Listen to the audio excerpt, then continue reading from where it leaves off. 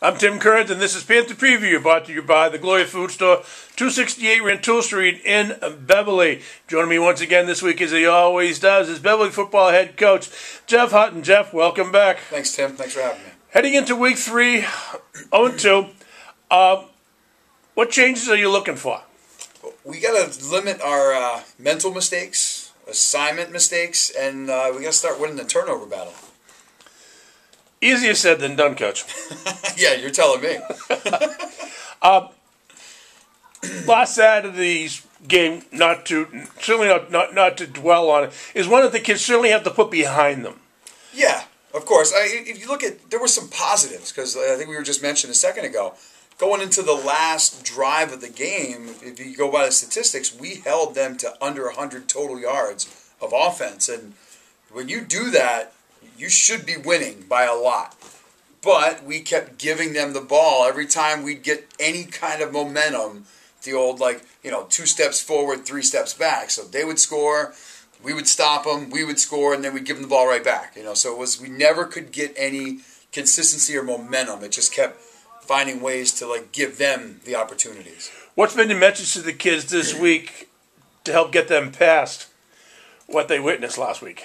Well, we got another big tough test coming in. Peabody's 2-0, right? They got a great quarterback, good offense, good defense, right? They're well coached, tough, right? So the town's got some pride about them, and it doesn't get any easier. So you're going to roll over and play dead, or we're just going to put our helmets on and go to work and see if we can put a good week of practice together. I guess that is the one shining light is how well the defense overall did play.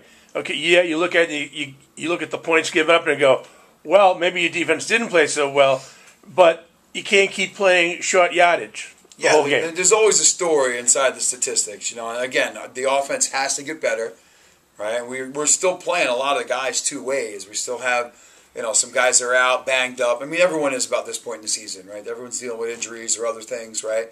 So we've got most of our guys back for a week of practice. They're feeling good. We're playing with some confidence. We had a great practice today, so we needed to get some of that, we call it that juice or that swagger back that I felt we had coming out of the preseason.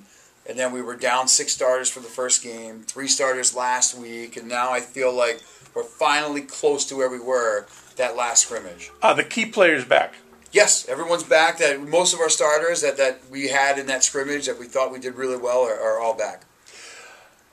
Has that changed the mood of the team? Of course it does. You got guys that they're confident in, and they know what they're doing, and there's some of our seniors and they're leaders of the team. So when you have those guys around, the energy is definitely different. Is this game Friday or Saturday? Saturday at 1 o'clock. Saturday, 1 o'clock. Just like a normal high school game used to be. So it still gives you 2 days to prepare for Peabody, and again, Coach Betancourt has them fired up, and a fired up Peabody is always real dangerous. Oh yeah, I mean they're 35, 40+ points in both games. They got a great quarterback. He had a great season last year. I know him from coaching track against them. I did spring track, and he's a great javelin thrower, just a good overall athlete. They got speedsters. I think they're 2 of their 4 sprinters from the state 100 relay team winning. I think they won it, are on their team as receivers. So if you take a wrong step, they're going to be biased. So wow. So you're going to have to play a solid prevent defense against this particular team. Keep everything in front of you this week. So weeks don't get easier. The weeks get harder. Yep. Hopefully the improvement will be there this week that you can take care of business. Yeah, well, Peabody's not in our division, but it is a league foe, and it does get tougher. So every game from here on out is all Northeastern Conference teams. How much do the kids pay attention to that? They grew up knowing the Northeast Conference. Then they saw a split. Then they saw another redivision, reassignments.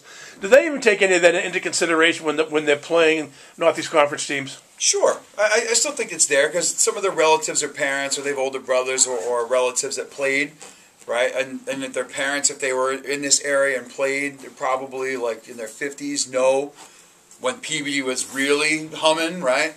So there's still some of that talk, I'm sure. But, Gloucester's still the team. Danvers is still the team to beat. So there's still some of those rivalries that are alive and kicking. Well, that's the good part, that they have that type of mentality, that they remember the conference and what it used to be, and what the teams in the conference, even though they may not be in the division or whatever, they're still really meaningful games for the tradition that they carry. Oh yeah. All right, buddy. Then I get homework to do, so I'll let you go, and we'll hopefully talk to you after the game on Saturday. All right, thanks, Tim. Great.